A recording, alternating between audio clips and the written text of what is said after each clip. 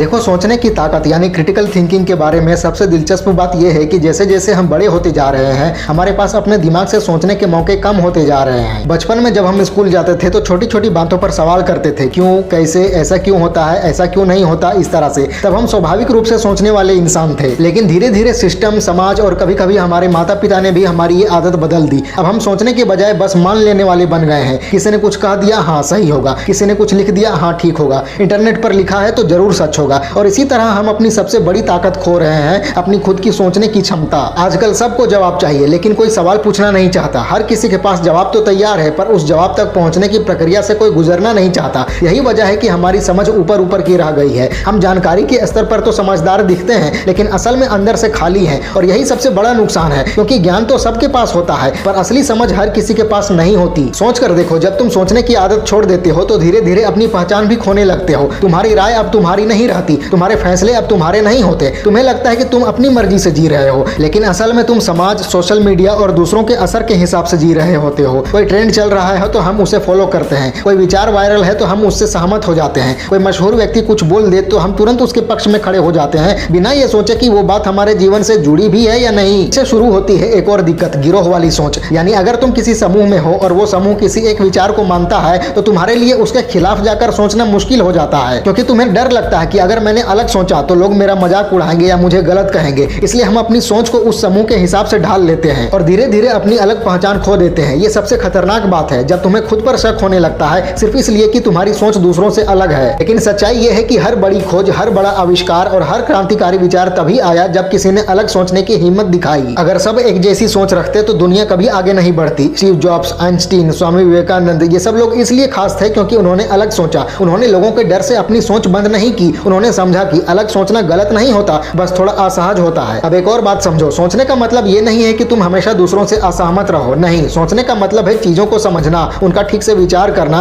और फिर अपनी समझ के आधार पर फैसला लेना। यानी तुम किसी बात से सहमत हो भी सकते हो, लेकिन सोच विचार करने के बाद, आंख बंद करके नहीं। जब तुम ऐसा करते हो तो तुम्हारा फैसला सच में तुम्हारा होता है, उसका श्रेय भी तुम्हें मिलता है और जिम्मेदारी भी। एक और जरूरी बात, हमें सोचने का वक्त ही नहीं मिलता। दिन भर इतनी शोर शराबे में जीते हैं, इतना मोबाइल, इंटरनेट, वीडियो देखते हैं, इंस्टाग्राम, यूट्यूब, व्हाट्सएप, नेटफ्लिक्स, कि हमारे दिमाग को एक पल की भी शांति नहीं मिलती। हम सोच भी नहीं पाते, तभी कोई नया वीडियो, नया पोस्ट या नई राय सामने आ जाती है। नतीजा, हमारा दिमाग हमेशा व्यस्त रहता है लेकिन उपयोगी नहीं रहता। सोचने के लिए साइलेंस चाहिए और हमने वो साइलेंस अपनी जिंदगी से मिटा दिया है। कभी कभी बस 10 मिनट के लिए फोन को एक तरफ रख दो और बिना किसी संगीत, स्क्रीन या ध्यान भटकाने वाली चीज के बस अपने साथ बैठ जाओ। तुम देखोगे कि तुम्हारे मन में कितने सारे विचार हैं जिन्हें तुमने कभी महसूस ही नहीं किया। हम उन्हें नजरअंदाज कर देते हैं क्योंकि वो हमें थोड़े असहज लगते हैं, लेकिन वही असहज पल हमें बढ़ाते हैं, हमें नया बनाते हैं। दिमाग तभी रचनात्मक होता है जब उसे सोचने की जगह मिलती है। सोचने की क्षमता बढ़ाने के लिए तुम्हें एक आदत डालनी होगी, खुद से सवाल करने की। मतलब हर फैसले, हर भावना, हर प्रतिक्रिया के बाद खुद से पूछो कि मैं ऐसा क्यों महसूस कर रहा हूँ, मैं ऐसा क्यों सोच रहा हूँ, क्या मेरा ये जवाब सच में सही था या बस अहंकार का नतीजा।